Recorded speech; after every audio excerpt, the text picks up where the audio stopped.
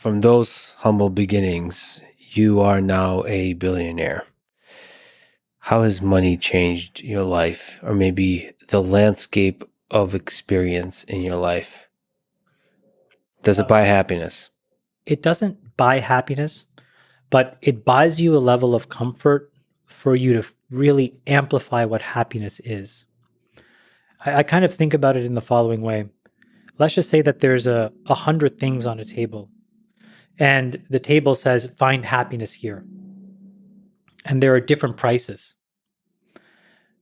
The way that the world works is that many of these experiences are cordoned off a little bit behind a velvet rope, where you think that there's more happiness as the prices of things escalate, right? If you live in an apartment, you admire the person with the house. If you live in a house, you admire the person with the bigger house.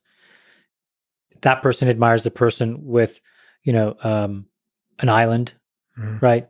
Some person drives their car, admires the person who admires the person who flies business class, who admires the person who flies first, to private. There's all of these escalations on this table.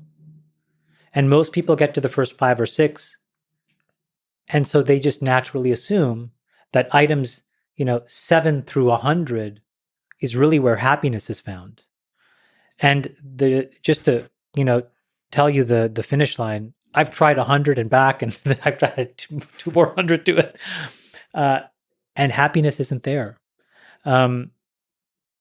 But it does give you a level of comfort. I read a study, and I don't know if it's true or not, but it said that the absolute sort of like maximal link between money and happiness is around $50 million. And it was just like a social studies kind of thing that I think one of the Ivy Leagues put out. And underneath it, the way that they explained it was because you could have a home, you could have all kinds of the creature comforts, you could take care of your family. And then you were left to ponder what it is that you really want. I think the challenge for most people is to realize that this escalating arms race of, more things will solve your problems is not true. More and better is not the solution. It's this idea that you are on a very precise journey that's unique to yourself. You are playing a game of which only you are the player. Everybody else is an interloper. And you have a responsibility to design the gameplay. And I think a lot of people don't realize that, because if they did, I think they would make a lot of different decisions about how they live their life. And I still do the same thing. I mean revert to basically running around asking other people, what will make you like me more? What will make me more popular in your eyes? And I try to do it. And it never works. It is just a complete dead end. Is there negative aspects to money? Like, for example, it becoming harder to find people you can trust? I think the most negative aspect is that it amplifies a 360-degree view of your personality. Because there are a lot of people, and society tells you that more money is actually better. You are a better person somehow.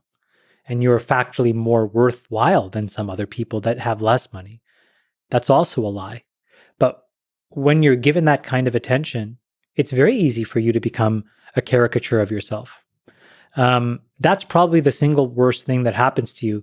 But I say it in the opposite way. I think all I've ever seen in Silicon Valley, as an example, is that when somebody gets a hold of a lot of money, it tends to cause them to become exactly who they were meant to be.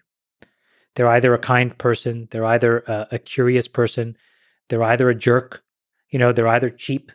And they can use all kinds of masks, but now that there's no expectations and society gives you a get out of jail free card, you start to behave the way that's most comfortable to you. So you see somebody's innate personality. And that's a really interesting thing to observe, because then you can very quickly bucket sort where do you want to spend time and who is really, additive to your gameplay and who is really a negative detractor to your gameplay. You're an investor, but you're also a kind of philosopher. You analyze the world in all its different perspectives on All In Podcasts, on Twitter, everywhere. Do you worry that money puts you out of touch from being able to truly empathize with the experience of the general population, which in part, first of all, on a human level, that could be limiting, but also as an analyst of human civilization, that could be limiting? I think it definitely can for a lot of people because it's just it's an abstraction for you to stop caring. Right. I also think the other thing is that you can very quickly, especially in today's world, become the scapegoat. Just to use a Girardian, like Rene Girard, if you think about like mimetic theory in a nutshell, you know, we're all competing for these very scarce resources that we are told is worthwhile. And if you view the world through that Girardian lens, what are we really doing? We are all fighting for scarce resources, whether that's Twitter followers, money, acclaim, notoriety, and we all compete with each other. And in that competition, Girard writes, like, the only way you escape that loop is by scapegoating something or somebody. And I think we are in that loop right now where just the fact of being successful is a thing that one should scapegoat to end all of this, tension that we have in the world. I think that it's a little misguided because I don't think it solves the fundamental problem. And we can talk about what the solution to some of these problems are, but that's, I think, the loop that we're all living. And so if you become a caricature and you feed yourself into it, I mean, you're not doing anything to really advance things.